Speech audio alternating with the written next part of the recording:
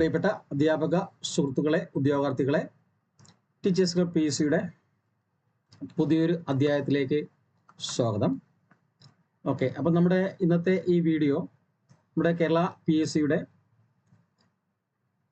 LP assistant, LP assistant ഇപ്പോഴത്തെ അല്ല, കഴിഞ്ഞ റാങ്ക് ലിസ്റ്റുമായിട്ട് ബന്ധപ്പെട്ടിട്ടുള്ള കാര്യത്തെക്കുറിച്ച് ഡിസ്കസ് ചെയ്യുന്നതിന് വേണ്ടിയിട്ടാണ്. LPST ലിസ്റ്റുമായിട്ട്, LPST കഴിഞ്ഞ ലിസ്റ്റുമായിട്ട്, LPST കഴിഞ്ഞ ലിസ്റ്റുമായിട്ട് ബന്ധപ്പെട്ടുള്ള കാര്യം ചർച്ച ചെയ്യുന്നതിന് വേണ്ടിയിട്ടാണ് ഈ ഒരു വീഡിയോ. ഇതുമായിട്ട് ബന്ധമില്ലാത്തവരുണ്ടെങ്കിൽ ഇത് കാണണമെന്നില്ല, സ്കിപ്പ് ചെയ്ത് പോവുക. കാണുന്നതിൽ കുറച്ച് ലെങ്ത് എടുക്കും ഈ ഒരു വീഡിയോ നിന്ന്. കുറച്ച് വിശദമായിട്ട് ഡീറ്റെയിൽസ് നിങ്ങൾ എത്തിക്കണമെങ്കിൽ കുറച്ച് സമയം വേണ്ടി, വളരെയധികം താമസം വേണ്ടി വരത്തില്ല എന്നാലും. അപ്പം ആദ്യമായിട്ട് ചാനൽ കാണുന്നവരാണെങ്കിൽ തീർച്ചയായിട്ടും സബ്സ്ക്രൈബ് ചെയ്യുക. നിങ്ങളുടെ സംശയങ്ങൾ കമന്റ് സെക്ഷനിൽ ചോദിക്കുക, ലൈക്ക് ചെയ്യുക, അല്ലെങ്കിൽ താഴെ സ്ക്രോൾ ചെയ്യുന്ന നമ്പറിൽ നിങ്ങൾക്ക് വിളിച്ച് അന്വേഷിക്കുകയും ചെയ്യാം. അതുപോലെ തന്നെ ആദ്യമായിട്ട് പറയാനുള്ളത്, തീർച്ചയായിട്ടും നിങ്ങളുടെ സുഹൃത്തുക്കളിലേക്ക് ഇത് ഷെയർ ചെയ്യുകയും ചെയ്യുക. അതുപോലെ തന്നെ നമ്മുടെ നിലവിലുള്ള ഓൺലൈൻ കോഴ്സുകൾ RRB റെയിൽവേയുടെ കോഴ്സ് അവൈലബിൾ ആണ്. അതിൻ്റെ അഡ്മിഷൻ നടന്നുകൊണ്ടിരിക്കുന്നു.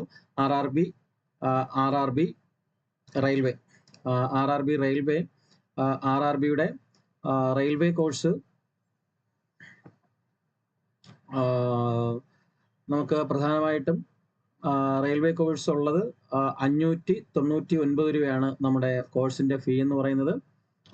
ഓൺലൈൻ ലൈവ് ആണ്, അതായത് ലൈവ് ക്ലാസ് ആണ്. ലൈവ് പ്ലസ് റെക്കോർഡ് പ്ലസ് നിങ്ങൾക്ക് PDF നോട്ട്സ് ഉണ്ടായിരിക്കും. അതുപോലെ തന്നെ പ്രാക്ടീസ് ക്വസ്റ്റ്യൻസ് ഉണ്ടായിരിക്കും. അതുപോലെ തന്നെ PYQ ഉണ്ടായിരിക്കും. ഇതാണ് നമ്മുടെ കോച്ചിങ്ങിൻ്റെ രീതി ഈ ലെവലിലാണ്. അതോടൊപ്പം തന്നെ ഈ RRB ടീച്ചറിൻ്റെ കോഴ്സിനോടൊപ്പം തന്നെയാണ് നമ്മുടെ KVSന്റെ അഡ്മിഷൻ സ്റ്റാർട്ട് ചെയ്യാൻ പോകുന്നുണ്ട്. അതുപോലെ തന്നെ NVSന്റെ അഡ്മിഷൻ സ്റ്റാർട്ട് ചെയ്യുന്നുണ്ട്. അതുപോലെ തന്നെ CTET കോഴ്സിന്റെ അഡ്മിഷനും സ്റ്റാർട്ട് ചെയ്യുന്നുണ്ട്. അതിൽ ജോയിൻ ചെയ്യാൻ താല്പര്യമുള്ളവർക്ക് താഴെ ലിങ്ക്, ഡിസ്ക്രിപ്ഷൻ ബോക്സിൽ ഇതിൻ്റെ എല്ലാ ലിങ്ക് അവൈലബിൾ ആണ്. അതിൽ നിങ്ങൾക്ക് ജോയിൻ ചെയ്യാവുന്നതാണ്.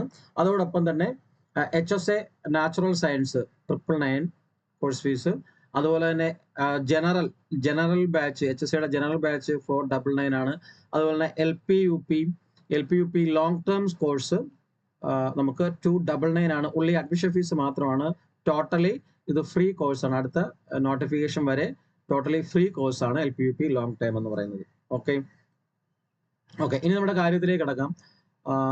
ഇതിൽ ജോയിൻ ചെയ്യാൻ താല്പര്യമുള്ളവർ താഴെ കാണുന്ന നമ്പറിലോ അല്ലെങ്കിൽ ഈ ഒരു നമ്പറിൽ 77 36 75 04 73 ഈ നമ്പറിൽ നിങ്ങൾക്ക് വാട്സപ്പ് ചെയ്ത് ചോദിക്കുകയോ അല്ലെങ്കിൽ കോളിലൂടെയോ നിങ്ങൾക്ക് എന്ത് ചെയ്യാം, അഡ്മിഷൻ എടുക്കാവുന്നതാണ്. Thank you. അപ്പോൾ നമ്മുടെ കാര്യത്തിലേക്ക് കിടക്കാം. ഈ LPST ലിസ്റ്റ് ഇപ്പം നിയമനം നടന്നുകൊണ്ടിരിക്കുന്ന LPST തീരാനായിട്ട് ഇനി വെറും 2.5 മാസമാണ്. വെറും 2.5 മാസം മാത്രമാണ് നമുക്ക് ഈ LPSTയുടെ റാങ്ക് ലിസ്റ്റ് അല്ലെങ്കിൽ ആ ഒരു കാലാവധി തീരാനായിട്ടുള്ളത്.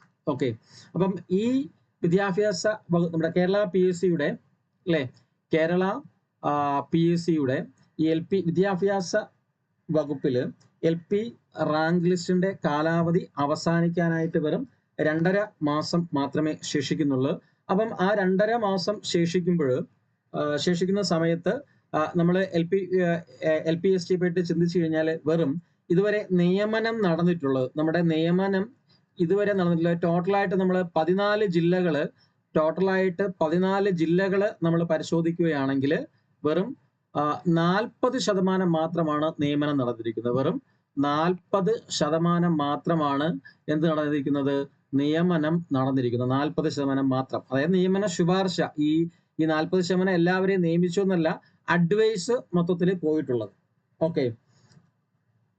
അതായത് ഈ 14 ജില്ലകളിൽ, തിരുവനന്തപുരം മുതൽ കാസർഗോഡ് വരെയുള്ള 14 ജില്ലകളിൽ റാങ്ക് ലിസ്റ്റിൽ ഉൾപ്പെട്ടവർ, മൊത്തത്തിൽ റാങ്ക്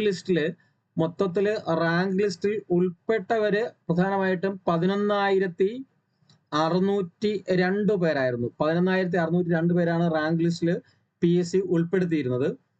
അതില് ഈ 40% എന്ന് പറയുന്നത് 4,676 പേർക്ക്, 4,766 4,676 പേർക്ക് മാത്രമാണ് ഇതുവരെ എന്ത് ചെയ്യുന്നുള്ള PSC അഡ്വൈസ് നിയമന ശുപാർശ അയച്ചിട്ടുള്ളത്.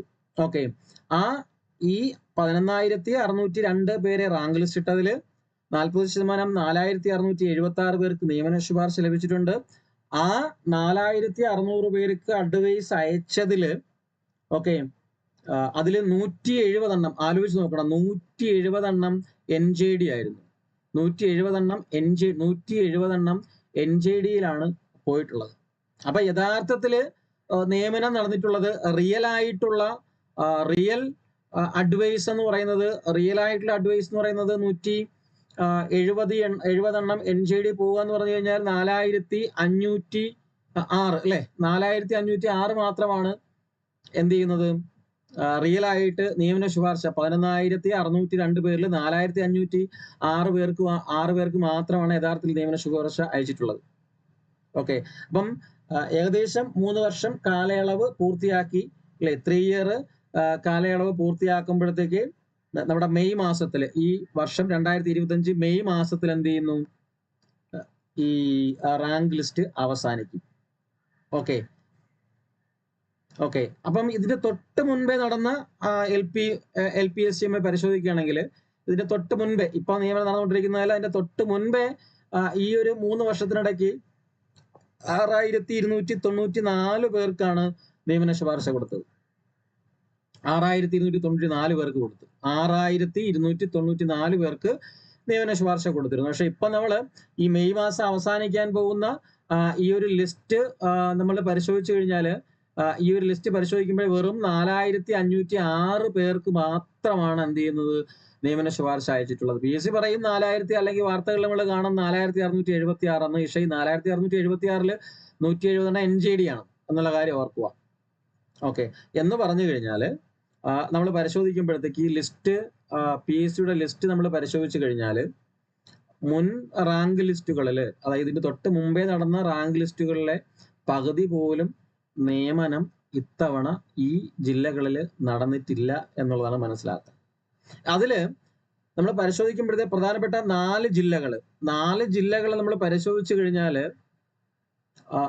ഈ 4 ജില്ലകളിലുള്ള നിയമനം എന്ന് പറയുന്നത് വളരെയധികം നിരാശാജനകമായിട്ടുള്ള ഒരു നിയമന രീതിയാണ്. അതായത് പ്രധാനമായിട്ടും ഇടുക്കി ജില്ല, അതുപോലെ തന്നെ നമ്മുടെ പാലക്കാട്, വലിയ ജില്ലയാണ് പാലക്കാട്, അതുപോലെ തന്നെ വയനാട്, അതുപോലെ തന്നെ മറ്റൊരു വലിയ ജില്ലയായ കണ്ണൂർ. ഓക്കെ, ഈ ഒരു 4 ജില്ലകൾ, ഇടുക്കി, പാലക്കാട്, വയനാട്, കണ്ണൂർ, ഇത്തരത്തിലുള്ള ഈ 4 ജില്ലകൾ നമ്മൾ പരിശോധിക്കുകയാണെങ്കിൽ ഇത്തവണത്തെ LPSCയുടെ നിയമനം എന്ന് പറയുന്നത് വളരെയധികം നിരാശ ഉണ്ടാക്കുന്ന ഒരു കാര്യമാണ്. കാരണം ഈ 4 ജില്ലകൾ നമ്മൾ പരിശോധിച്ചു കഴിഞ്ഞാൽ മുൻ റാങ്ക് ലിസ്റ്റുകളുമായിട്ട് തട്ടിച്ച് നോക്കുകയാണെങ്കിൽ മുൻ റാങ്ക് ലിസ്റ്റുകളിൽ നടന്നതിന്റെ പകുതി നിയമനം പോലും എന്ത് ചെയ്തിട്ടില്ല, ഈ ജില്ലകളിൽ ഇപ്പോഴത്തെ റാങ്ക് ലിസ്റ്റിൽ നിയമനം നടന്നിട്ടില്ല. അതിൽ നമ്മൾ പരിശോധിച്ചു കഴിഞ്ഞാൽ നമ്മുടെ ഇടുക്കി ജില്ലയുടെയും അതുപോലെ വയനാട് ജില്ലയും നിങ്ങൾ പരിശോധിക്കുകയാണെങ്കിൽ ഈ 2 ജില്ലകളുടെ നിലയെന്ന് പറഞ്ഞാൽ വളരെയധികം പരിതാപകരമാണ്. ദയനീയമായ നിലയിലാണ് നിയമനം നടന്നിരിക്കുന്നത് അല്ലേ. അതായത് ഇടുക്കി ജില്ല നമ്മൾ പരിശോധിച്ചു കഴിഞ്ഞാൽ, മുൻ റാങ്ക് ലിസ്റ്റ് പരിശോധിച്ചു കഴിഞ്ഞാൽ ഇടുക്കി ജില്ലയിൽ 225 പേർക്ക് നിയമന ശുപാർശ കൊടുത്തിരുന്നു. ഈ മുൻ റാങ്ക് ലിസ്റ്റിൽ 225 പേരെ നിയമിച്ചപ്പോൾ ഇപ്പോഴത്തെ റാങ്ക് ലിസ്റ്റ് നമ്മൾ പരിശോധിക്കുകയാണെങ്കിൽ ഈ 225 പകരം ഇപ്പോൾ നിയമന ശുപാർശ കൊടുത്തിരിക്കുന്നത് വെറും 99 പേർക്ക് മാത്രമാണ്. വെറും 99 പേർക്ക് മാത്രം. അപ്പൊ നിങ്ങൾ ആലോചിച്ചാൽ മതി.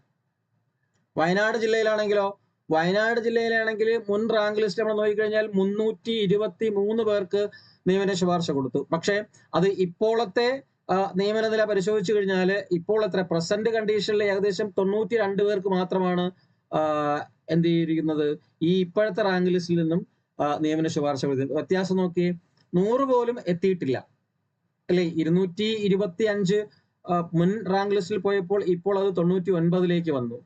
നേരത്തെ 323 വരെ നിയമിച്ച വയനാട് ജില്ലയിൽ ഇപ്പൊ വെറും 92 പേര് മാത്രമാണ് ശുപാർശ കൊടുത്തിരിക്കുന്നത്. പക്ഷേ ചില ജില്ലകൾ നമ്മൾ പരിശോധിച്ച് കഴിഞ്ഞാൽ മുൻ റാങ്ക് ലിസ്റ്റുകളെക്കാളും കൂടുതൽ നിയമന ശുപാർശ പോയിട്ടുള്ളതായിട്ട് കാണാൻ പറ്റും. എക്സാമ്പിള് നമ്മുടെ തൃശ്ശൂർ ജില്ല. ഓക്കെ, നമ്മുടെ തൃശ്ശൂർ ജില്ല പരിശോധിക്കുകയാണെങ്കിൽ, അതുപോലെ തന്നെ കോഴിക്കോട് ജില്ല, തൃശ്ശൂർ കോഴിക്കോട് ജില്ലകൾ പരിശോധിച്ചു കഴിഞ്ഞാൽ മുൻ റാങ്ക് ലിസ്റ്റിനേക്കാൾ അല്ലെങ്കിൽ മുൻ നിയമനത്തെക്കാളും കൂടുതൽ നിയമന ശുപാർശ ഈ ജില്ലകളിൽ ലഭിച്ചിട്ടുണ്ട്.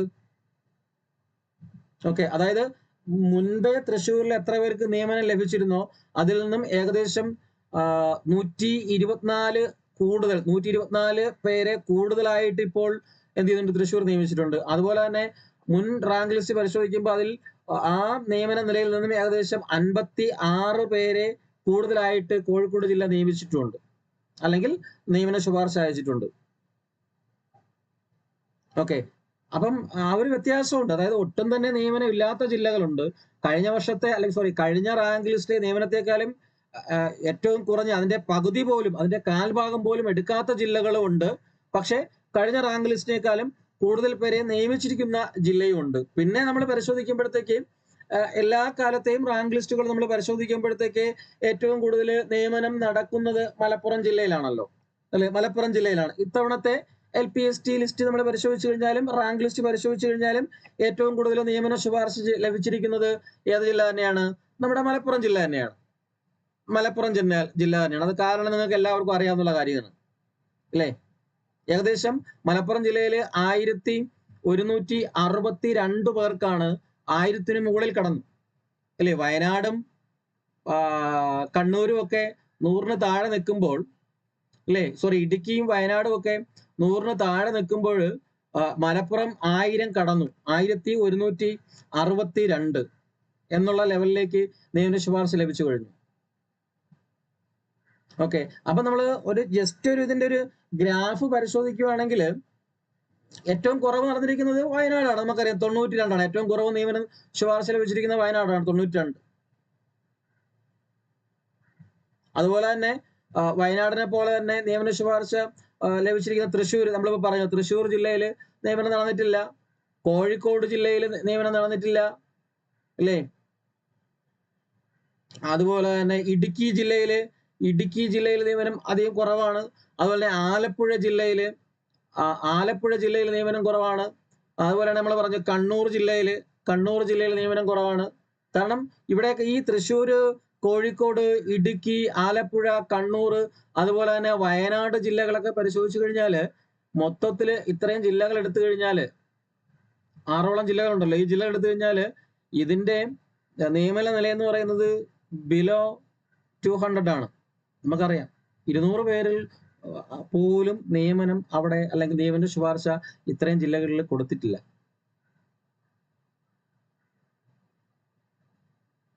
അല്ലേ? നമുക്കറിയാം ഏറ്റവും കൂടുതൽ നിയമന ശുപാർശ വരുന്നത് പത്തനംതിട്ടയാണ്. പക്ഷെ കഴിഞ്ഞ ലിസ്റ്റുകളിൽ പത്തനംതിട്ട, ഇടുക്കി, തൃശ്ശൂര് ജില്ലകൾ ഒഴികെ ഏകദേശം 3 ജില്ലകളെ ഉള്ളായിരുന്നു. കഴിഞ്ഞ ഒരു റാങ്ക് ലിസ്റ്റ് നോക്കുകയാണെങ്കിൽ പത്തനംതിട്ട, അതുപോലെ തന്നെ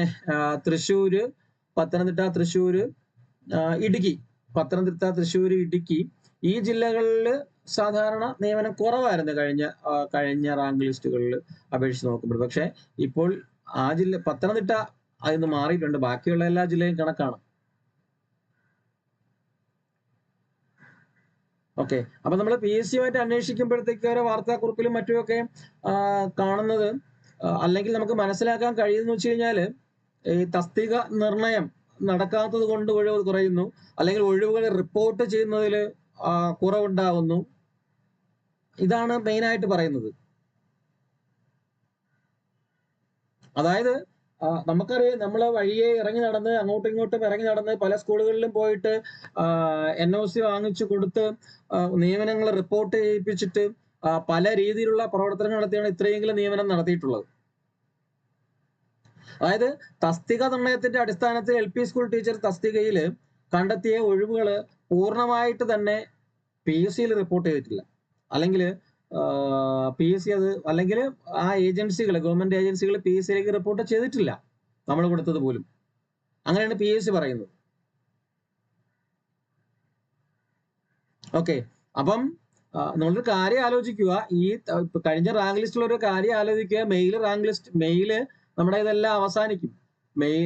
മെയില് പുതിയ റാങ്ക് ലിസ്റ്റ് വരും. കാരണം നമുക്കറിയാം ഇപ്പോഴും എന്ത് ചെയ്യുന്നുണ്ട്, പുതിയ ഷോർട്ട് ലിസ്റ്റിൽ ഉൾപ്പെട്ടവരുടെ ഇന്റർവ്യൂ നടന്നുകൊണ്ടിരിക്കുകയാണ്. എൽ പി കഴിഞ്ഞ ഉടനെ UP ഇന്റർവ്യൂ വരും അല്ലേ? അതായത് ഈ മെയില് റാങ്ക് ലിസ്റ്റ് അവസാനിക്കുന്നതിന്റെ അല്ലെങ്കിൽ അത് റദ്ദാക്കുന്നതിന്റെ തൊട്ടടുത്ത ദിവസം തന്നെ എന്ത് ചെയ്യും, പുതിയ റാങ്ക് ലിസ്റ്റ് നിലവിൽ വരും അല്ലേ? അപ്പൊ ഇനി വരാൻ പോകുന്ന ഈ 2.5 മാസത്തിനകം നിലവിലുള്ളതും ലിസ്റ്റിന്റെ കാലാവധിക്കുള്ളിൽ പ്രതീക്ഷിക്കുന്നതുമായിട്ടുള്ള എല്ലാ ഒഴിവും എന്ത് ചെയ്യുക, ഉടൻ PSCയിൽ എന്ത് ചെയ്യുക, റിപ്പോർട്ട് ചെയ്യണം. അങ്ങനെ റിപ്പോർട്ട് ചെയ്യിപ്പിക്കുന്നതിന് വേണ്ടിയിട്ട് നിങ്ങളുടേതായിട്ടുള്ള ഉദ്യോഗാർത്ഥികളുടെ ഭാഗത്തു നിന്നുള്ള ശ്രമം വേണം. അത് ഉദ്യോഗസ്ഥരെ കൊണ്ട് അല്ലെങ്കിൽ ഡിപ്പാർട്ട്മെന്റിനെ കൊണ്ട് അങ്ങനെ ചെയ്യിപ്പിക്കുന്നതിനുള്ള നടപടികൾ നിങ്ങൾ കൈക്കൊള്ളുകയും വേണം. ഓക്കെ, അപ്പൊ ഇങ്ങനെ റിപ്പോർട്ട് ചെയ്യപ്പെടുന്ന ഒഴിവുകൾ വേഗത്തിലായി കഴിഞ്ഞാൽ പരമാവധി അതിനോടൊപ്പം തന്നെ ഈ NJD ഒഴിവുകളും എന്ത് ചെയ്യും, റിപ്പോർട്ട് ചെയ്യപ്പെടും. അപ്പം നിങ്ങളിത് റിപ്പോർട്ട് ചെയ്യിപ്പിക്കുക. പെട്ടെന്ന് ഈ 2.5 മാസത്തിനുള്ളിൽ നിയമനം തേടാനുള്ള പരിപാടികൾ ആസൂത്രണം ചെയ്യുക എന്നുള്ളതാണ്. ആസൂത്രണം ചെയ്യുക അല്ലാതെ നടപ്പിൽ വരുത്തുക എന്നുള്ളതാണ് എനിക്ക് ഇതിനെക്കുറിച്ച് പറയാനുള്ള കാര്യം. ഓക്കെ, LPSTയുടെ കാര്യത്തിൽ അപ്പം എത്രയും വേഗം നടപടികൾ വളരെ പെട്ടെന്ന് ആക്കുക, ഒഴിവുകൾ റിപ്പോർട്ട് ചെയ്യിപ്പിക്കുക. ഇതാണ് അവസ്ഥ. പ്രധാനമായിട്ടും ഇടുക്കി, പാലക്കാട്, വയനാട്, കണ്ണൂര് അങ്ങനെയുള്ള ജില്ലകളിലുള്ളവർ, അല്ലെങ്കിൽ കോഴിക്കോട് ജില്ലയിലുള്ളവർ, ആലപ്പുഴ ജില്ലയിലുള്ളവരൊക്കെ അതായത് കൂടുതലായിട്ട് ശ്രമം കണ്ടെത്തുക എന്നുള്ളതാണ് എനിക്ക് പറയാനുള്ളത്. മറ്റു ജില്ലകളിൽ പ്രശ്നമില്ലെന്നല്ല, മലപ്പുറം ഒഴികെയുള്ള ബാക്കിയുള്ള ജില്ലകളിൽ പ്രശ്നം തന്നെയാണ്. അപ്പൊ നിങ്ങൾ കൂടുതലായിട്ട് അതിനുള്ള കാര്യങ്ങളുമായിട്ട് മുന്നോട്ട് പോകുക. ഈ 2.5 മാസത്തിനുള്ളിൽ പരമാവധി നിയമനം നേടിയെടുക്കാൻ പറ്റുന്ന കാര്യങ്ങൾ നിങ്ങളാൽ കഴിയുന്ന വിധം ചെയ്യണമെന്നാണ് എൻ്റെ ഒരു അഭ്യർത്ഥന. ഓക്കെ, അപ്പൊ എന്തായാലും ഇത്ര കാര്യങ്ങളാണ് നിങ്ങളോട് പറയാനുണ്ടായിരുന്നത്. വീഡിയോ അധികം ദീർഘമായിട്ടില്ലെന്ന് കരുതുന്നു. ഓക്കെ, എല്ലാവർക്കും എന്ത് ചെയ്യുക, എല്ലാവരും ഈ കാണുന്നവരെല്ലാവരും എന്ത് ചെയ്യുക, ഞാൻ നേരത്തെ പറഞ്ഞ പോലെ വീഡിയോ ഷെയർ ചെയ്യുകയും ചാനൽ സബ്സ്ക്രൈബ് ചെയ്യുകയും സംശയങ്ങൾ കമന്റ് സെക്ഷനിലൂടെ ചോദിക്കുകയും അല്ലെങ്കിൽ വിളിച്ച് ചോദിക്കുകയും ഒക്കെ ചെയ്യുക. എല്ലാവർക്കും ഒരു നല്ല ദിവസം ആശംസിച്ചുകൊണ്ട് നിർത്തുന്നു. ജയ് ഹിന്ദ്, വന്ദേ മാതരം.